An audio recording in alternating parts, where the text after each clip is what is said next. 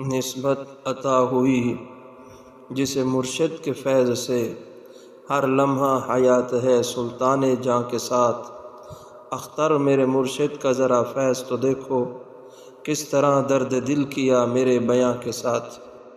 اللہ تعالیٰ کا جو سچا عاشق ہوتا ہے، جو سچا دیوانہ ہوتا ہے، واللہ اللہ کی قسم اس کی یہی حالت ہوتی ہے، یہی کیفیت ہوتی ہے۔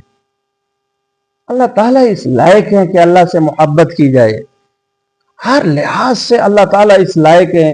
اگر کسی کے پاس اللہ تعالیٰ سے کوئی حسین ہو، میں آج کل اکثر جگہوں پہ بیان کرنے کے لیے جاتا ہوں تو وہاں پر یہی بات کہتا ہوں کہ اگر تمہارے پاس اللہ سے زیادہ کوئی خوبصورت ہے تو لاؤ، چلو ہم بھی اس سے محبت کر لیں۔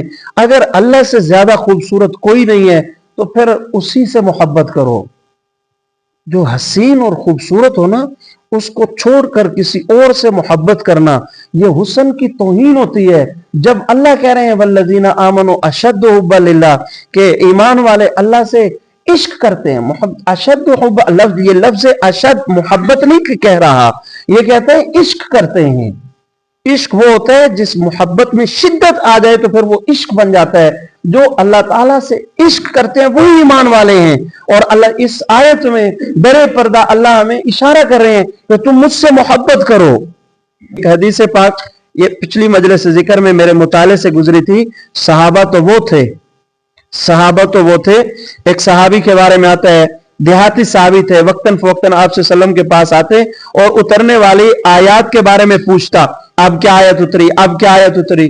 جب یہ آیت اتری نا، اللہ تعالیٰ نے فرمایا کہ میں اللہ کی قسم کھا کے فرماتا ہوں کہ میں تمہارا رب ہوں۔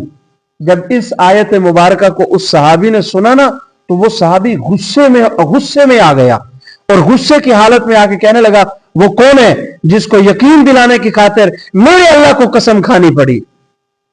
صحابہ اتنا اللہ تعالیٰ سے پیار کیا کرتے تھے، اتنی اللہ تعالیٰ سے محبت کیا کرتے تھے، اور اللہ تعالیٰ اس لائق ہے کہ اللہ تعالیٰ سے محبت کی جائے، اللہ تعالیٰ سے پیار کیا جائے۔ جو اتنا حسین ہے، جو اتنا خوبصورت پروردگار ہے ہمارا، اس کو چھوڑ کر اگر ہم کسی اور سے محبت کریں یہ بڑی شرم والی بات ہے۔ تو اللہ تعالیٰ کی ذات اس لائق ہے کہ اس ذات سے محبت کیا جائے، اس ذات سے پیار کیا جائے، اس ذات کے ساتھ عشق کا تعلق قائم کیا جائے۔ ایک اور شاعر ہیں، وہ محبت الہی میں انہوں نے بھی اشعار لکھے، حبیب لیس بعدہ لہ حبیب وما لسواہ فی قلبی نصیب حبیب غائب عن بصری و شخصی ولکن عن فؤادی لا یغیب۔ حبیب لیس بعدہ حبیب، وہ ایسا محبوب ہے، وہ ایسا پیارا ہے کہ اس کے بعد کسی اور کو میرے لیے محبوبی حاصل نہیں ہے۔